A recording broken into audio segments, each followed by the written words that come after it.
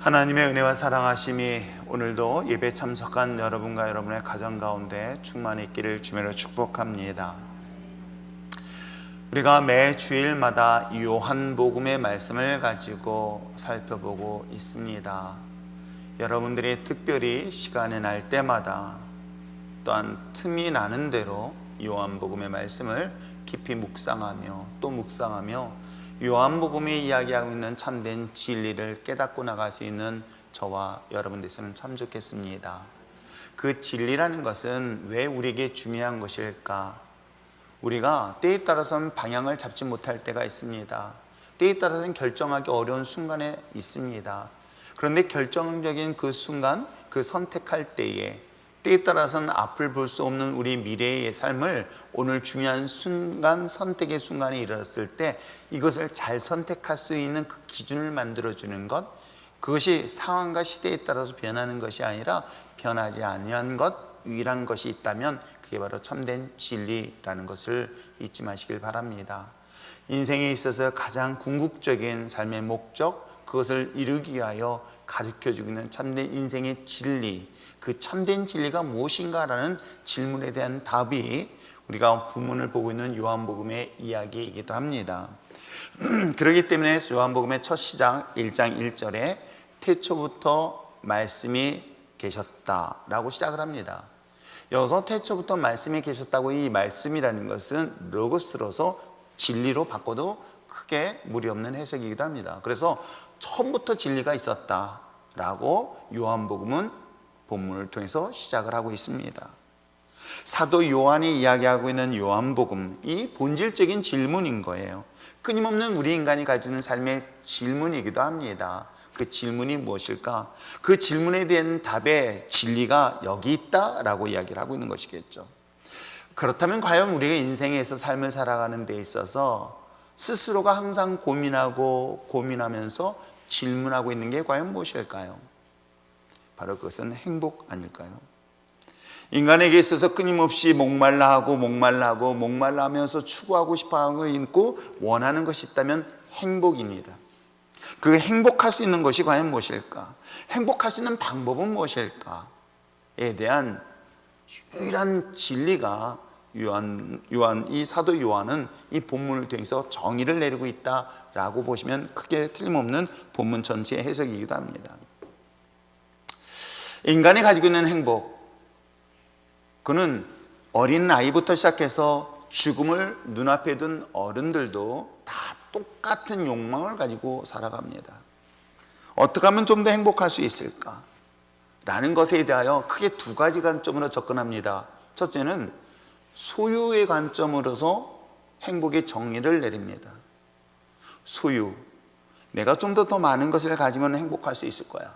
그것이 물질이 되었던, 사랑이 되었던, 때에 따라서는 권력이 되었던, 즉 내가 이 세상을 살아가는데 좀 더 행복하기 위해서 끊임없이 소유라는 그런 욕구를 채우는으로 인해서 그것이 곧 나는 행복할 수 있다라고 살아가고 있는 사람들의 일반적인 생각이기도 합니다. 요즘은 영끌이라는 말, 요즘은 이 축약된 단어들을 이해한다는 게 굉장히 저희 세대는 어렵습니다. 그 영끌, 자기 영혼까지 끌어모아서 무엇을 소유하려고 합니까? 자신의 안정된 삶을, 그리고 더 나아가서 경제적인 이득, 목표를 이루기 위해서 좋은 지역에 좋은 곳에서 아파트를 구입하는 그러한 과정의 젊은 세대뿐만 아니라 오늘 한국 세대들, 그래서 좋은 환경에 좋은 집을 내가 얻으면 좀 더 행복할 수 있지 않을까. 그렇기 때문에 인간이 가지고 있는 그 행복에 대한 욕구를 끊임없이 소유의 관점으로서 접근하는 사람들이 사실 다수이기도 합니다. 그런데 사실은 여러분, 내가 하나를 소유했다고 만족할까요? 내가 두 개를 소유했다고 만족할까요? 이 소유라는 개념에서 추구해야 되는 이 행복은 계속해서 목마름을 갖게 되어지죠. 내가 하나를 얻어도 또 다른 목마름 때문에 두 개를 얻게 되어집니다. 두 개를 얻어도 부족하다 보니 네 개를 얻게 되어집니다. 그것이 목마름 형태로 성경은 소개를 하고 있어요. 그래서 사마리아 수가성의 한 여인을 이야기하면서 정말 너희가 목마르냐? 그 목마름, 즉 내가 아무리 소유해도 이 소유에 대한 만족함을 누리지 못하여 이 목마름을 갖고 있는 인생들에게 영원히 목마르지 않는 생수가 있으니 바로 예수다라고 얘기하고 있는 내용이 요한복음의 이야기입니다. 자, 우리가 행복하기 위해서 소유에만 있는 것은 아닙니다. 정반대 개념으로 나눔을 통해서 행복하기를 원하는 사람들이 있습니다. 내가 착한 일을 더 많이 하고 구제를 하고 누군가에게 자신의 재능들을 기부하고 나누는 것으로 인하여 행복을 추구하는, 어찌 보면 우리는 양극단의 두 가지를 통해서 행복을 추구하는 사람들의 대표적인 사례를 볼 수 있죠. 하나는 소유하기 위해서 그 소유를 통해서 행복을 얻는 사람, 하나는 나눔을 통해서 행복을 얻는 사람. 그러나 소유를 통해서 얻는 행복은 끊임없는 목마름의 결과를 가져다 주는가 하면 나눔, 얼마나 아름답습니까? 어려운 이웃들을 그냥 보지 아니하고 나누고 베풀므로 인하여 나는 행복하고 만족하다. 강도 만나 피 흘린 자들을 그냥 외면하지 아니하고 자신의 소유를 내어 놓아 그 사람을 구제해주고 도와주는 그런 나눔을 통해서 얻는 기쁨과 행복. 그런데 그분들도 정말 행복할까라고 한다면 공통적으로 느끼는 것이 있어요. 소유를 통해서 행복하는 사람들에게는 목마름이 있는가 한다면 나눔을 통해서 맞는 그 행복은 놀랍게도 또 다른 상처를 받더라는 거예요.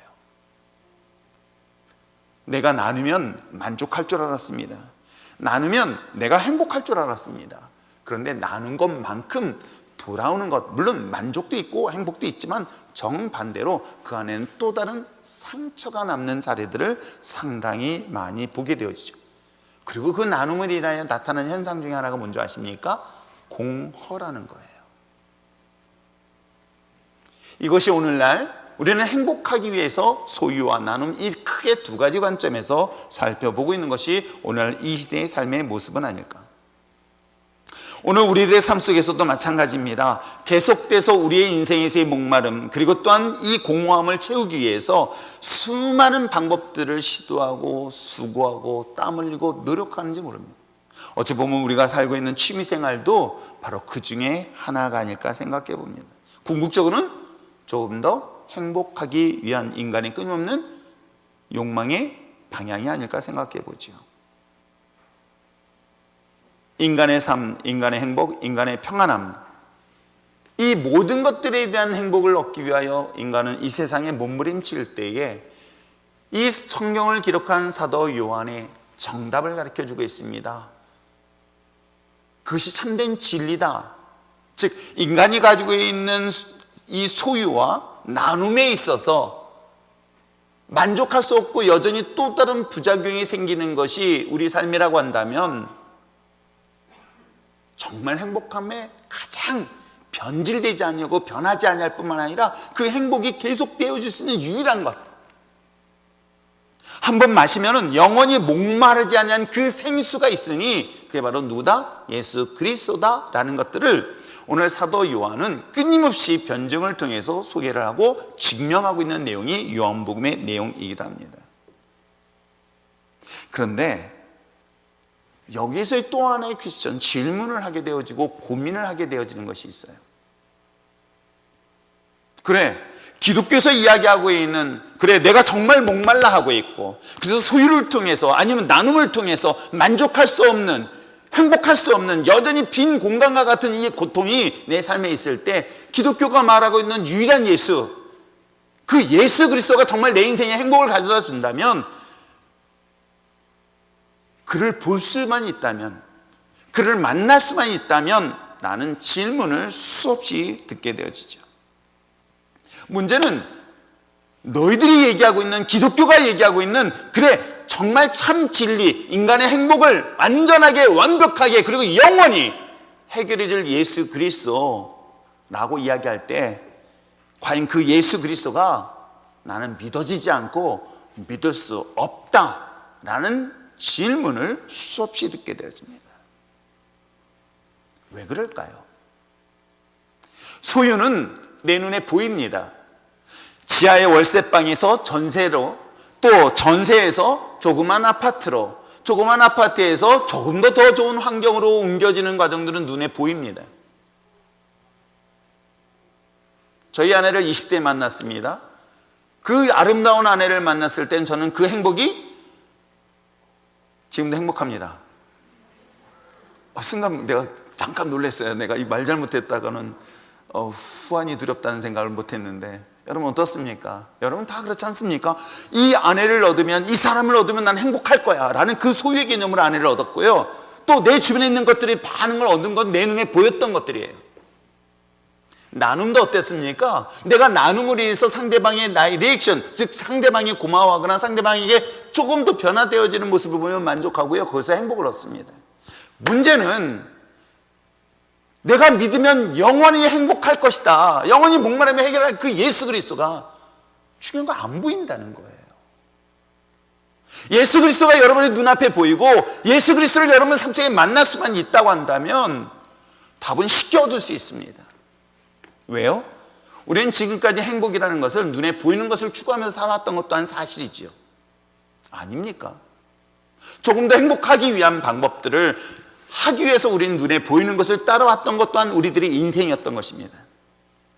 그런데 기독교가 말하고 있는 인생의 가장 궁극적인 행복, 참된 진리라고 하는 그 예수 그리스도가 눈에 보이기만 한다면, 만날 수만 있다면, 내가 손을 잡을 수만 있다면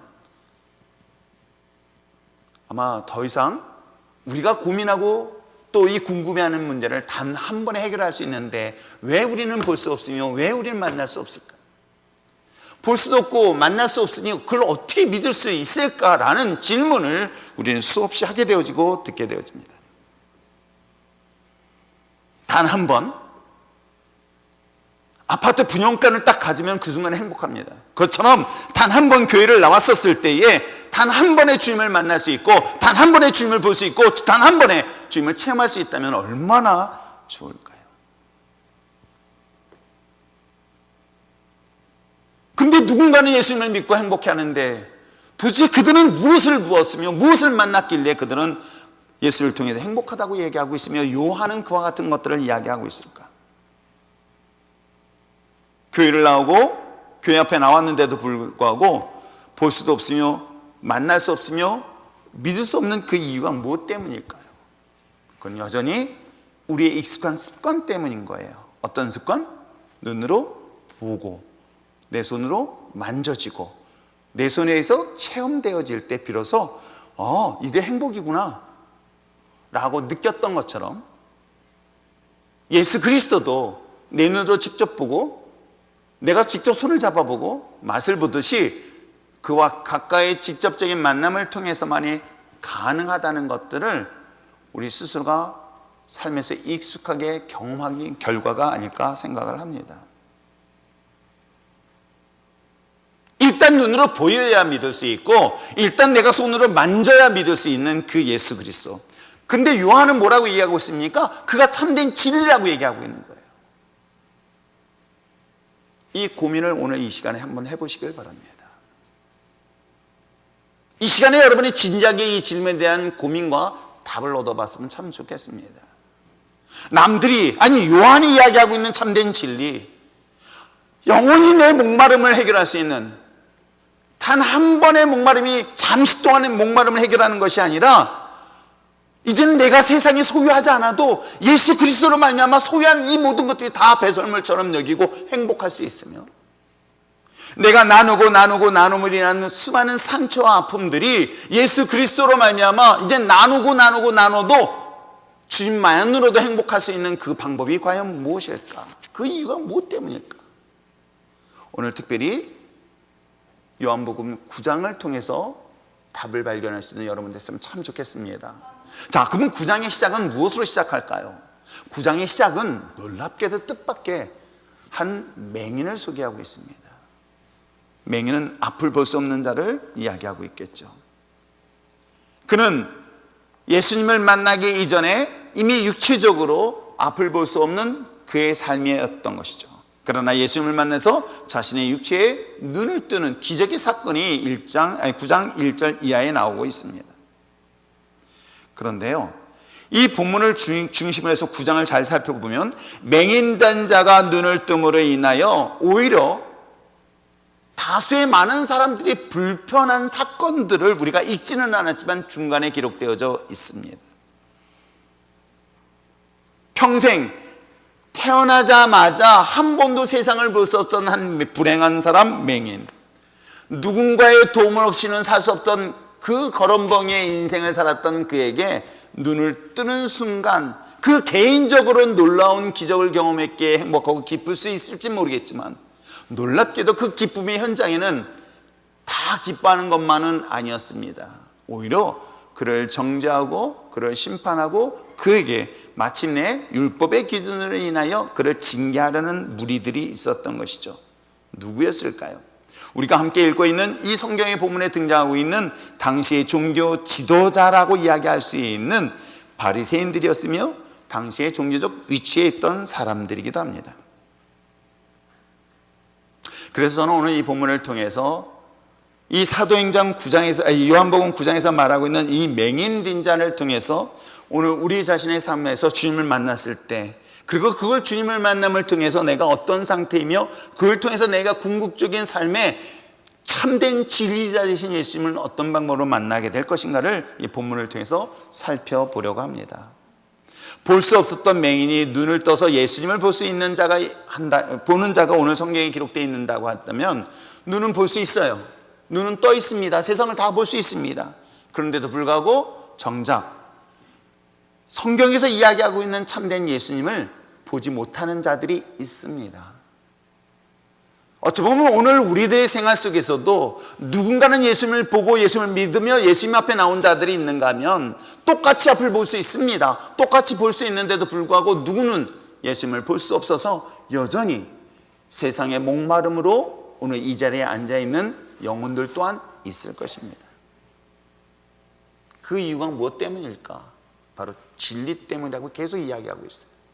참된 진리, 인간의 목마름을 영원히 해결할 수 있으며 인간이 추구하고 싶은 그 행복이라는 것을 궁극적으로 가르칠 유일한 원웨이, 주님의 참된 진리자 되신 예수 그리스도. 근데 그것을 발견하기 위해서라면 반드시 전제 조건이 있어요. 오늘 어찌 보면 이 자리에 나온 저와 여러분이 참된 진리자 되신 예수님을 만나기 위해서라면 반드시 자기 자신을 발견해야 될 것이 하나 있습니다. 그게 뭔지 아십니까? 내가 볼 수 없다는 사실. 육체의 눈이 아니라 내가 영적인 눈이 떠지지 않아서 누구를 볼 수 없다? 살아가신 예수님을 볼 수 없는 영적 맹인 상태라는 것을 누가? 자기 자신이 발견할 때에 사실은 문제의 시작을, 또 문제의 놀라운 진리를 발견할 수 있는 바로 첫 출발이기도 합니다. 아니, 어찌 보면 이것은 신앙의 시작이기도 하지요. 자신의 상태를 알지 못하는 사람들에게서는 병원을 갈 이유가 없습니다. 그러나 자기의 상태를 정확히 안다면 그 상태에 따라서 만약에 몸에 어떤 병이 있다고는 사실 깨닫게 된다면 그는 스스로 병원을 찾아가게 되어 있죠. 마찬가지입니다. 자신의 육체의 눈은 아무 이상이 없습니다. 그리고 여전히 내 눈에 보이는 것을만 따라가는 자들에게 있어서 나는 또 다른 맹인의 상태가 있었으니 어떤 맹인의 상태였을까요? 바로 내 눈에 보이지 않는 영적인 존재를 보지 못하고 있다는 영적인 맹인이라는 사실을 자기 스스로 발견하고 깨닫지 못한다면 여러분 어떤지 아십니까? 자기는 그런 상태로 그대로 그 삶을 살아갈 수밖에 없는 이야기죠. 오늘 본문은 이와 같은 사실을 말하고 있습니다. 자, 오늘 본문 한번 출발해서 보시겠습니다. 예수님께서 맹인이었다가 눈을 뜬 자를 만나러 찾아왔습니다. 오늘 성경의 본문에 그렇게 이야기하고 있죠. 35절에 예수께서 그들이 그 사람을 쫓아냈다 하는 말을 들으셨더니 그를 만나사 이르시되 라고 하면서 즉 9장 1절에 시작됐던 나면서부터 맹인된 이 사람이 눈을 떠줬고 그 눈을 떴던 이 사람을 만나러 오시게 되었는데 그 만나러 오게 된 가장 중요한 배경 이유가 뭐 때문이었다? 바로 바리새파 사람들에 의해서 안식일에 그의 눈이 떠졌다는 이유만으로 회당에서 그를 정죄합니다. 그를 심판합니다. 안식일 율법에 의한다면 안식일날 네가 눈을 뜰 수 있고 무엇인가를 움직이고 무엇인가를 거르고 무엇인가 노동하는 행동에 대하여 눈이 뜬 게 중요한 것이 아닙니다. 그들이 기준으로 삼았던 율법에 어긋났다는 것만으로 그는 이 회당에서 내어 쫓김을 당하는 그런 위기 상황에 처해 있던 것이죠. 이 사실을 듣고 예수님은 그에게 만나러 가십니다. 그러면서 주님께서 질문을 하지요. 35절 끝부분에 뭐라고 질문하셨습니까? 내가 인자를 믿느냐라고 이야기하고 있어요. 순자도 아닙니다. 또 인자 했더니 인자?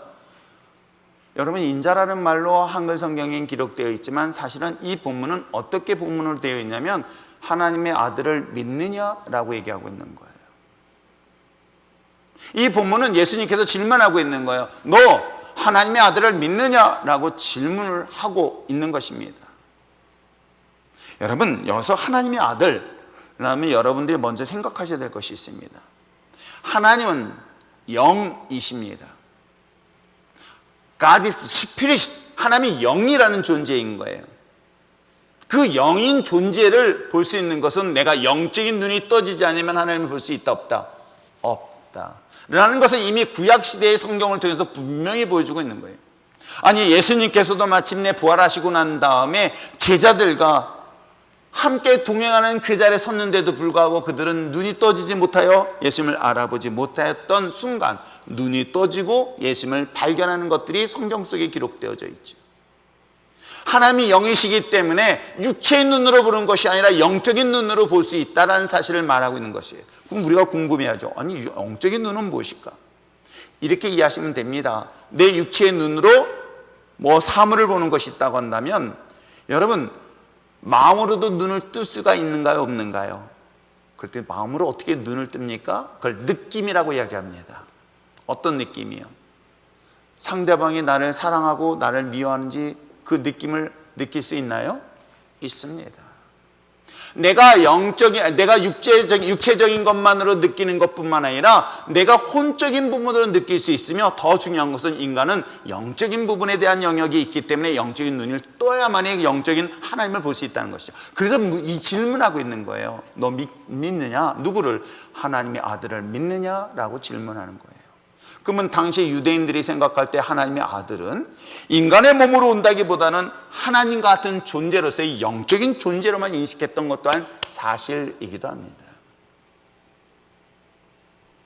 메시아 구원자라는 사실은 분명 다윗과 같이 왕이 되어서 이 나라를 구원할 그런 메시아의 관점으로도 보고는 있지만 그럼에도 불구하고 하나님, 그 하나님이라는 절대적 존재 앞에서의 하나님의 아들이라는 것은 인간의 타락한 육신의 몸보다는 오히려 영적으로 이해하는 것이 그들의 일반적 생각이었을 것입니다. 그렇기 때문에 그 질문에 대하여 그들은 뭐라고 얘기합니까? 자, 36절 말씀을 읽겠습니다. 시작.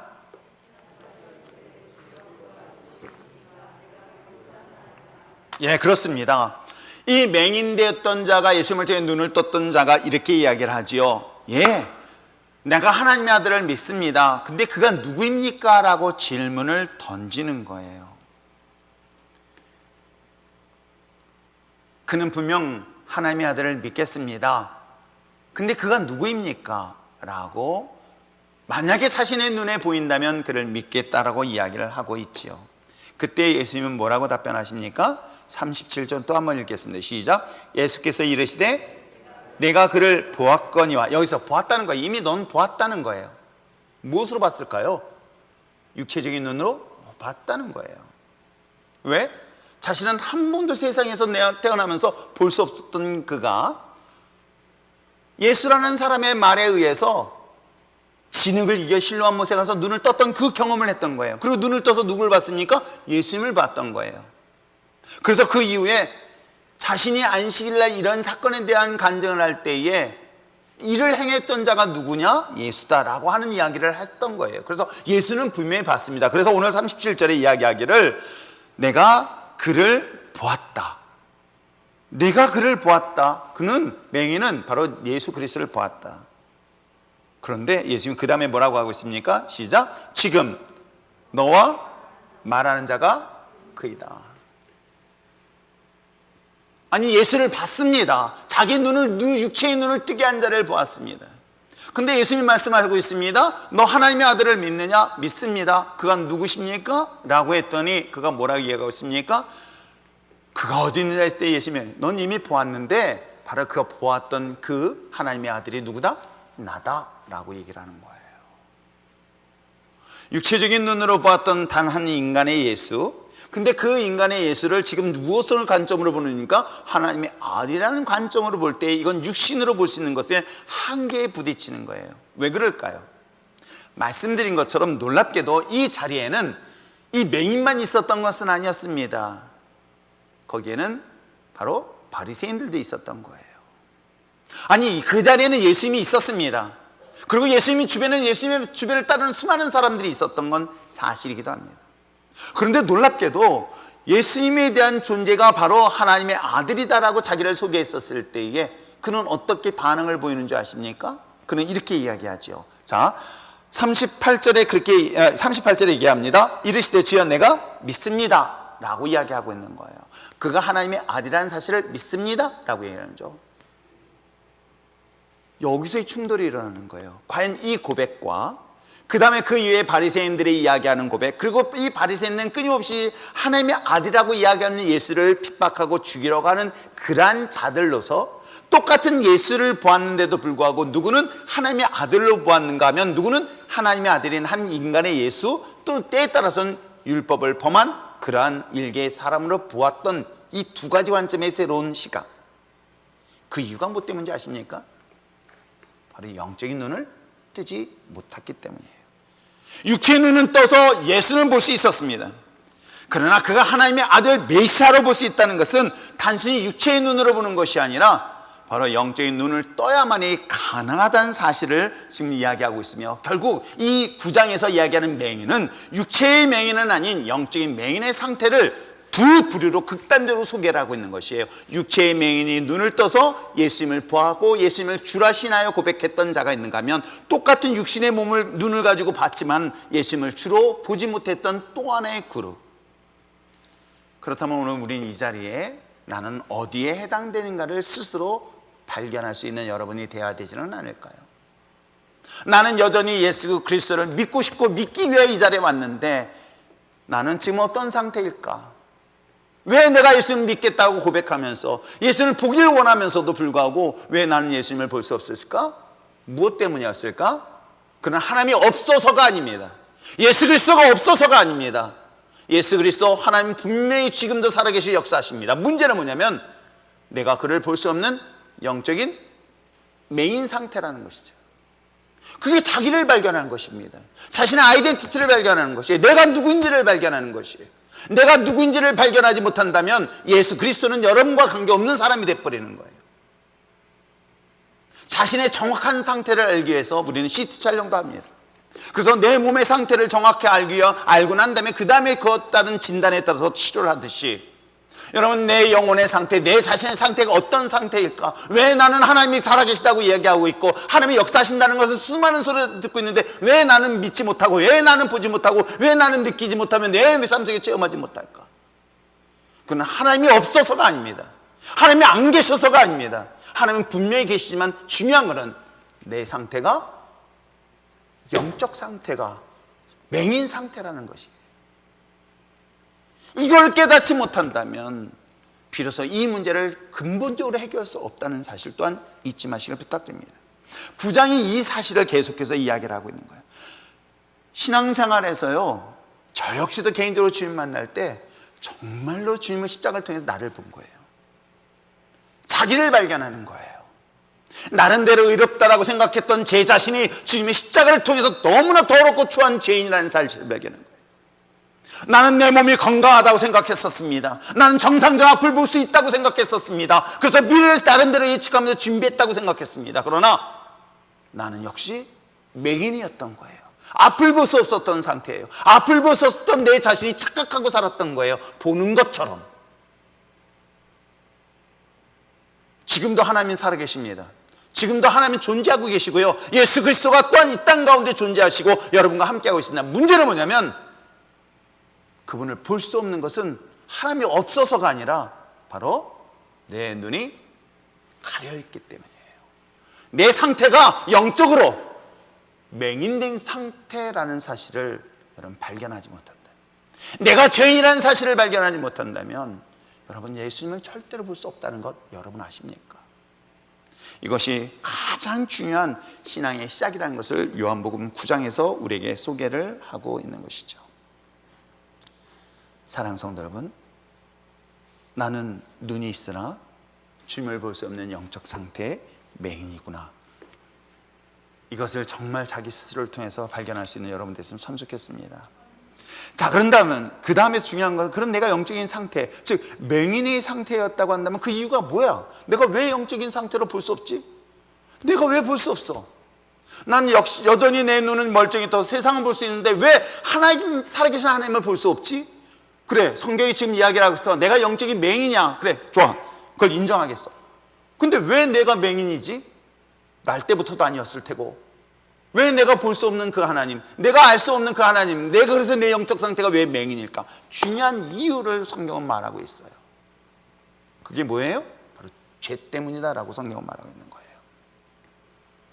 자, 9장 1절에서 이야기하고 있는 것처럼 맹인에 대하여 제자들이 질문하고 있습니다. 이 사람은 누구의 죄 때문에 이와 같이 맹인이 됐습니까? 라고 질문을 하게 되어지죠. 그때 예수님은 이렇게 답변하십니다. 이건 본인의 죄도 아닌, 부모의 죄도 아닌, 본인 이걸 통해서 하나님의 일을 하시기 위함이다라고 얘기해요. 그러면 하나님의 일이라는 게 뭘까요? 하나님은 어떤 일을 하시는 분이실까요? 성경은 저는 이 창세기부터 시작해서 계시록까지 딱 보여주고 있는 건 딱 하나의 단어밖에 생각나지 않아요. 물을 포도주로 변화시키고 또 물고기 2마리 보리떡 5개고 일으켰던 그 기적의 역사를, 아니면 홍해바다를 가르고 요단강을 갈랐던 그 하나님의 역사를, 저는 성경의 66권에서 이야기하고 있는 것에 전체적으로 하나님이 하시는 일은 딱 하나예요. 그게 뭔지 아십니까? 저는 이 부분에 대해서는 조금 더 흔들림 없이 확실하게 얘기하고 있는 거예요. 그게 바로 구원인 거예요.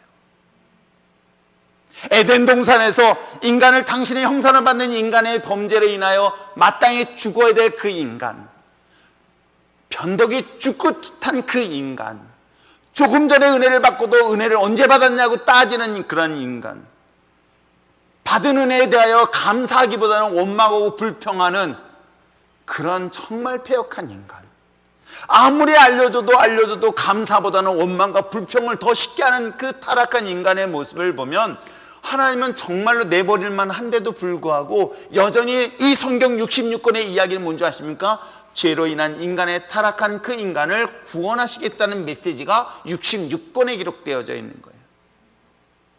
66권의 전체적인 내용, 그래서 하나님이 일을 하신다, 하나님이 원하시는, 하나님이 일하신다는 것은 다른 것이 아닙니다. 우리를 위하여 구원하신다는 거예요.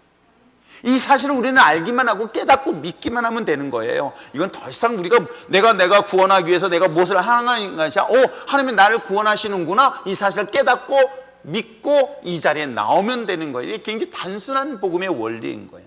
근데 이거는 믿어지지 않은 거예요. 왜요? 내가 구원이 필요하지 않거든. 왜? 내가 죄인이라는 사실을 깨닫지 못하기 때문에. 내가 왜 영적인 눈에 맹인된 상태, 즉 하나님을 볼 수 없는 이유가 뭐 때문일까? 가장 중요한 것은 자신이 죄인인지를 인식하지 못하고 있기 때문이다. 율법을 알고 하나님을 믿는 바리새인들의 경우도 마찬가지인 것이죠. 육체의 눈으로 볼 수 있었습니다. 그러나 영적인 눈의 상태에서는 자신이 상태도 볼 수 없었을 뿐만 아니라 살아계시는 하나님의 아들을 볼 수 없었습니다. 그 이유를 한번 39절 말씀 한번 읽어볼까요? 39절 읽겠습니다. 시작.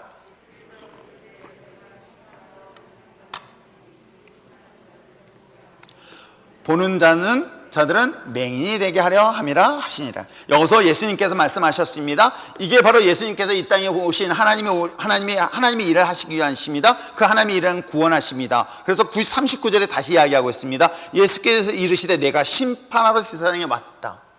여기서 세상에 심판하러 왔다는 것은 들을 땐 되게 불편하게 느껴집니다. 근데 이 하나님께서, 예수 그리스도께서 이 심판하시겠다는 걸 요한복음 16장 8절 말씀에 그 심판에 대한 정의를 분명히 얘기하고 있어요. 죄에 대하여, 의에 대하여, 심판에 대하여 세상을 책망하시겠다, 심판하시겠다 이렇게 하는 거예요. 죄에 대하여, 의에 대하여, 심판에 대하여 세상을 책망하겠다는 이 세 가지 기준은 무엇인지 아십니까? 바로 그들이 얘기하고 있는 율법의 기준을 만들어 놓은 죄, 율법에 만들어 놓은 의, 율법에 만들어 놓은 그 심판, 이것에 대하여 예수님은 심판하시겠다고 얘기하고 있는 거예요. 그래서 가늠한 여인이 율법의 기준에 의한다면 돌에 쳐 죽여야 되는데 예수님은 구원하시기 위해서 난 너를 더 이상 죄를 묻지 않겠다고 한 이유가 여기에 있는 거예요.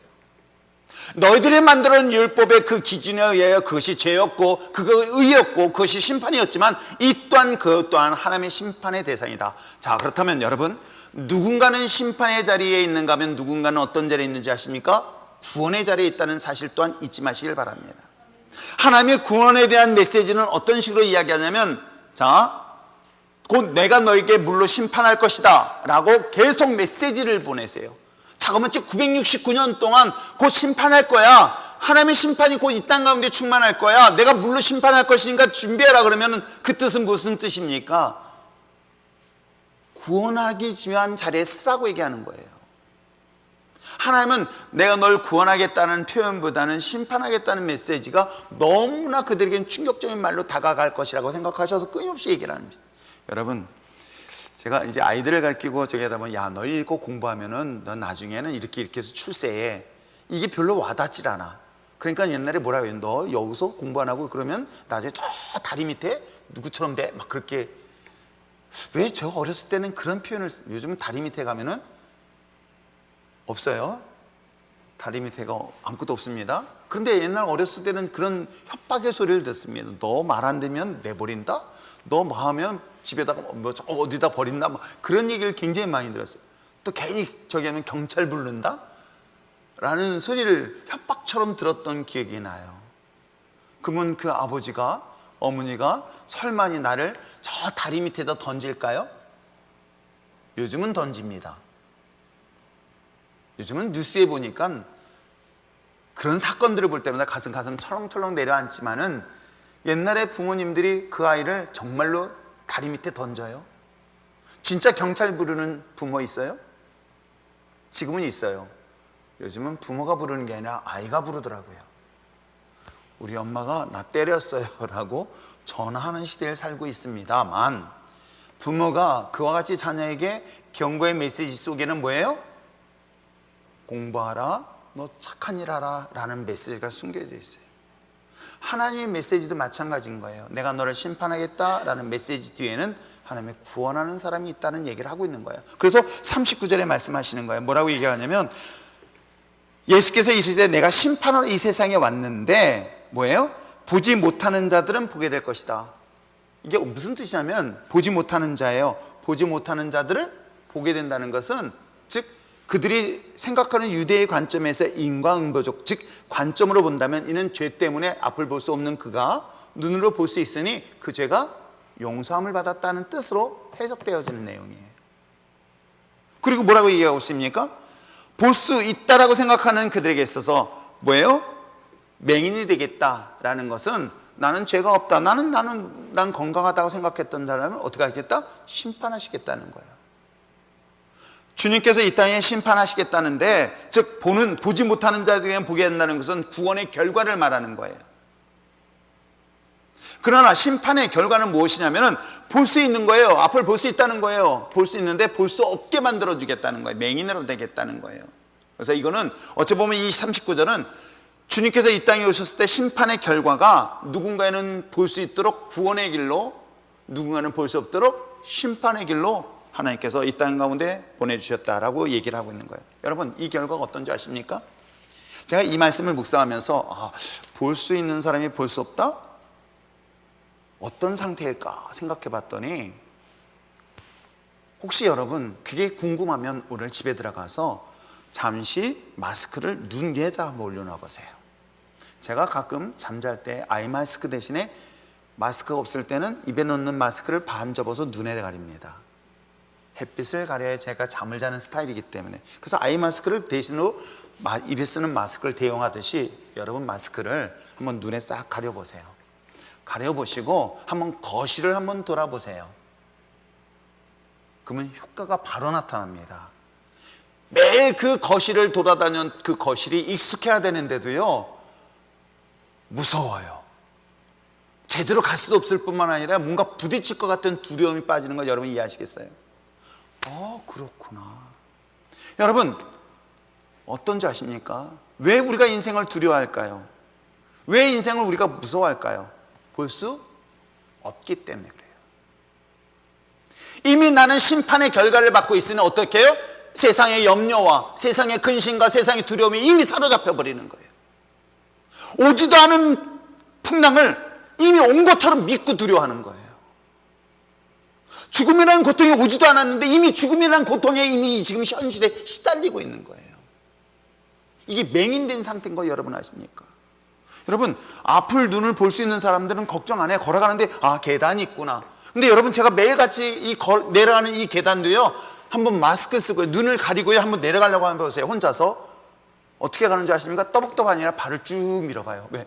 턱이 걸려야 되는 때까지 있어야 되니까. 아니까 위치는. 근데 얼마나 불안해한지 몰라요. 하나님의 심판은 바로 이와 같이 볼 수 없게 된다는 것은 뭐예요? 내가 미래에 대한 두려움, 염려, 근심, 걱정. 그러나 정반대의 경우 한번 생각해 보세요. 하나님의 구원의 자를 받은 자는 뭐예요?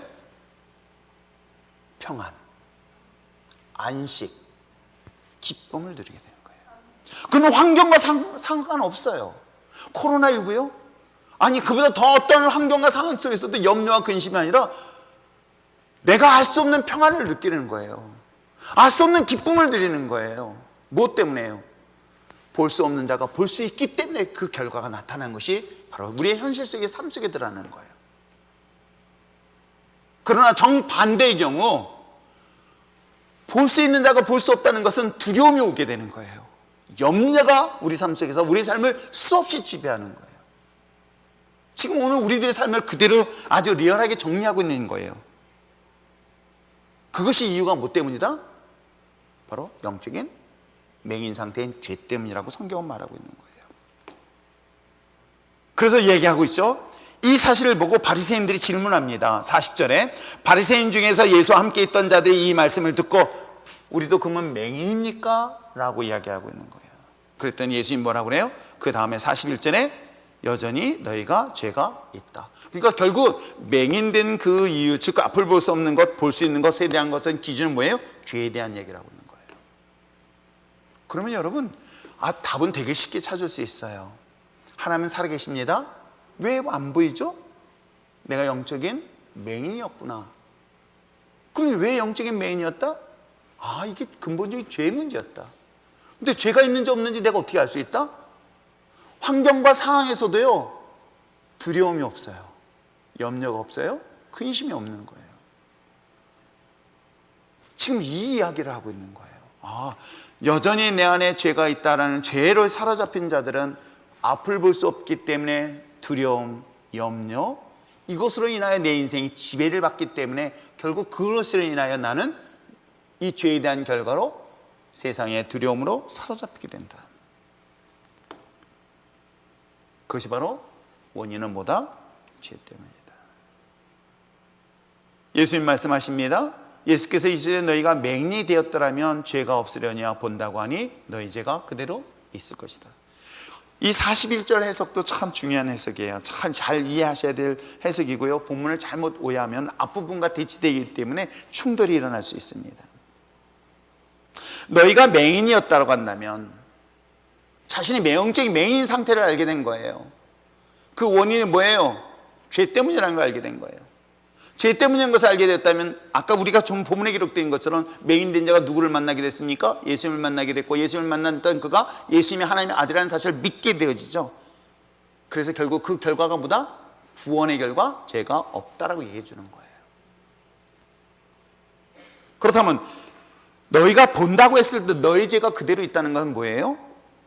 그들이 보고 있는 눈은 영적인 눈이 아닌 육적인 눈만 볼 뿐 영적인 눈을 볼 수 없기 때문에 그들은 죄가 그대로 있다라고 이야기를 하고 있는 거예요. 그래서 그들은 심판의 대상이라고.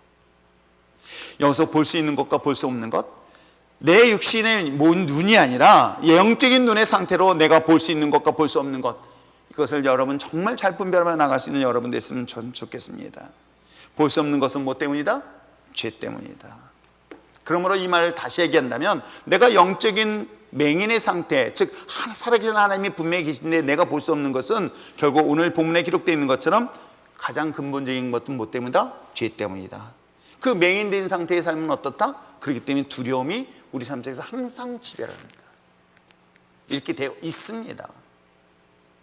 그러면 이 상태에 있는 이들에게 이 영적인 눈을 볼 수 있는 방법은 뭘까요? 내 영적인 눈을 뜨고 비로소 영적인 눈을 뜨면서 내 죄의 문제가 해결되어지고 죄 해결됨으로 인하여 내 영적인 눈을 보고 주님을 만날 수 있는 방법이 뭘까?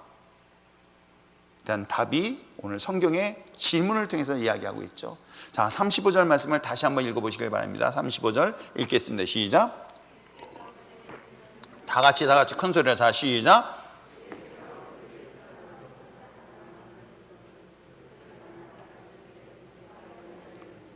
네. 내가 하나님의 아들을 믿느냐?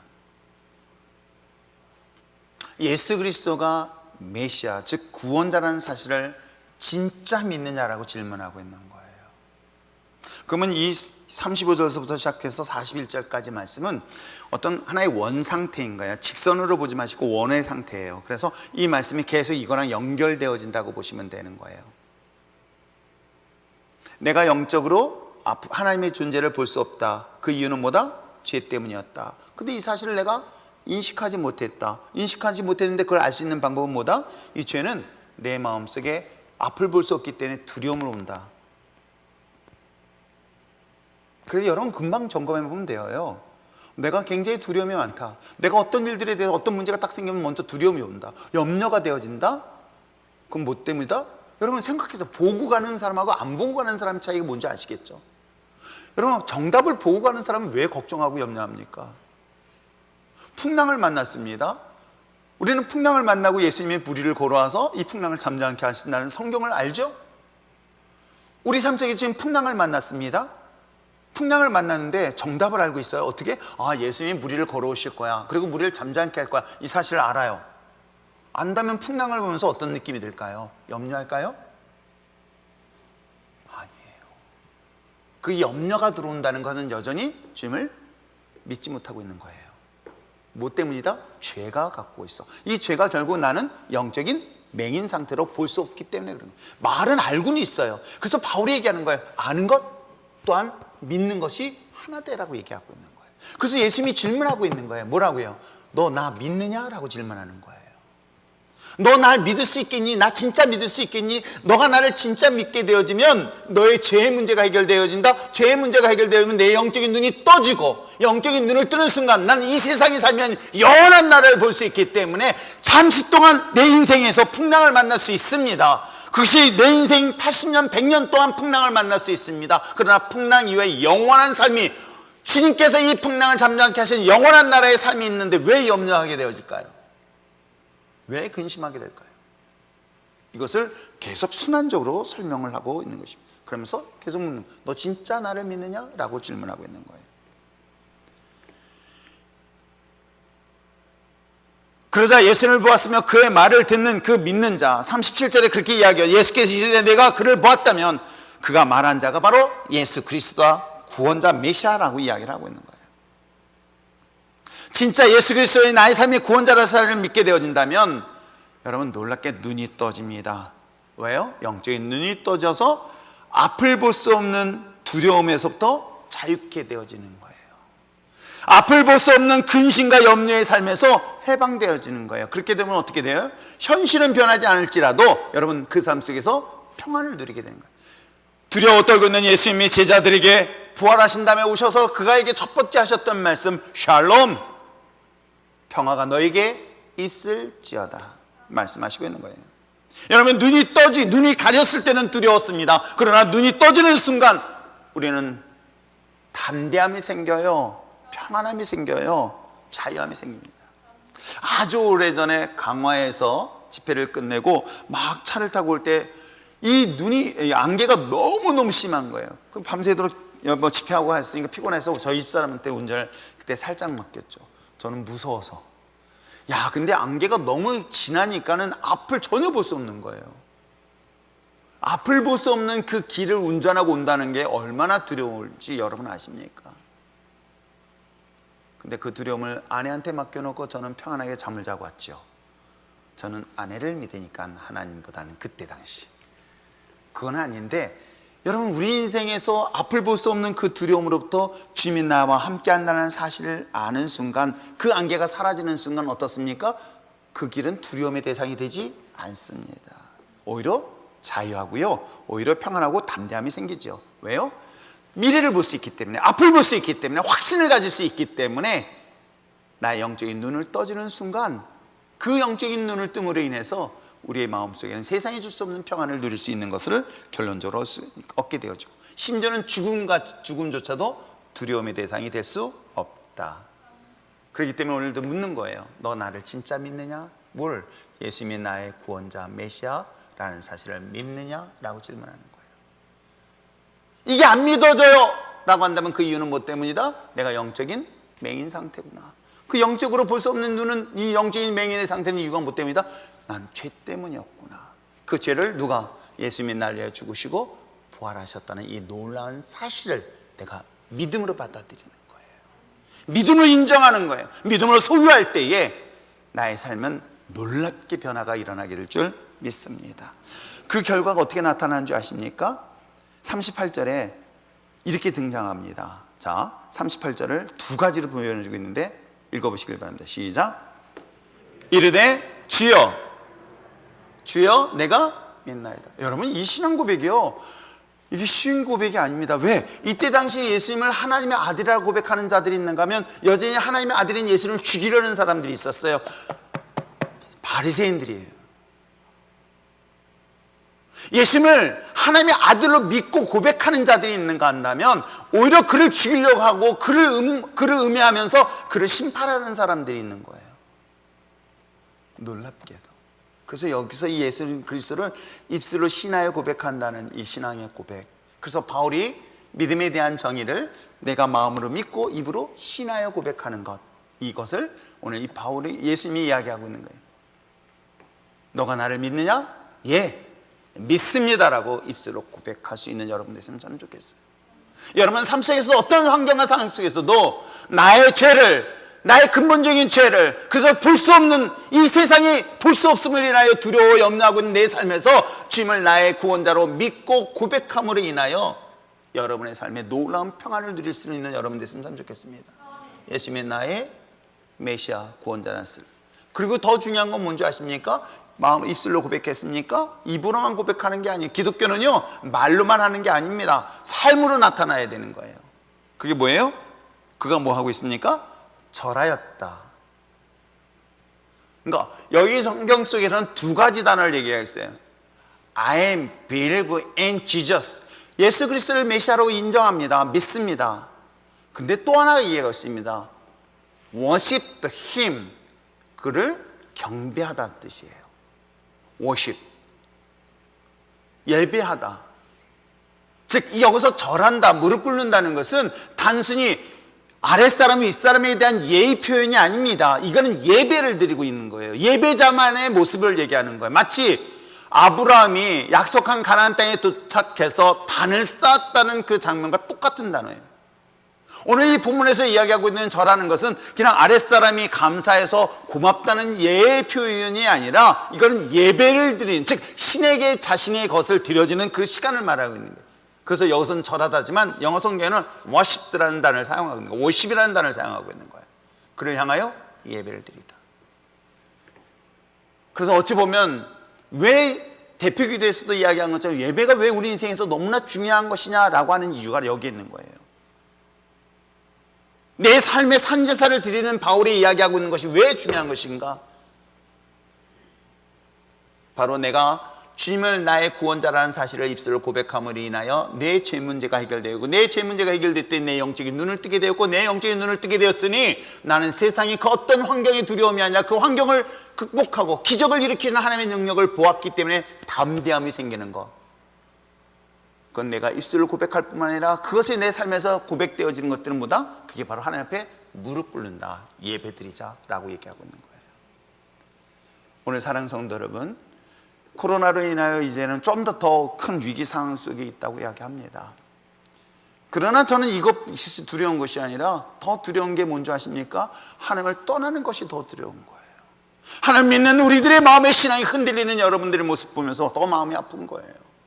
그 어떤 환경과 상황 속에서도 이미 이것 또한 지나가면 하나님의 영원한 나라가 우리에게 확정되어져 있다는 것을 우리가 믿음의 눈으로 봐야 되는데, 그걸 보지 못하는 영적 그 맹인의 상태, 그 맹인의 상태는 여전히 죄의 문제라고 한다면, 온전한 그리스도인들, 예수 그리스도가 날 위하여 죽으시고 부활하셨다는 이 놀라운 사실, 그래서 내 모든 죄를 구원하신 그 사실을 입술로 고백하여 주님은 나의 메시아요 나의 구원자입니다 라고 고백하는 것뿐만 아니라 여러분의 삶 속에서도 주님 앞에 오직 내가 주님만 앞에 무릎 꿇고 주님만을 의지하며 주님만을 바라보는 예배자의 진정한 삶, 그 삶을 통해서 여러분의 삶이 이 땅 가운데 승리하며 나갈 수 있는 복된 그리스도인 되어지길 주님 앞에 축복합니다. 그 어떤 환경과 상황 속에도 요동하고 흔들리지 아니하는 율전교회 초대교회 같은 믿음의 자녀 되어지길 주님의 축복합니다. 여러분의 삶의 현장에서도 예배자의 삶을 살아갈 수 있는 여러분 됐으면 참 좋겠어요. 거룩한 자의 삶, 세상의 불의와 타협 앞에서 같이 휩쓸리는 자들이 아니라 세상 속에서도 그리스도인답게 거룩한 예배자의 삶이 되어질 수 있는 저와 여러분 되어서 어느 곳에서든지 하나님의 선한 영향력을 미칠 수 있는 그런 믿음의 자녀가 되어 영원한 나라의 소망이 곧 나의 꿈이요 나의 소망이기에 그 어떤 환경 속에도 염려와 두려움이 아닌 담대함과 기쁨과 평안을 누리며 살아갈 수 있는 저와 여러분 되시길 주님의 축복합니다. 기도하겠습니다.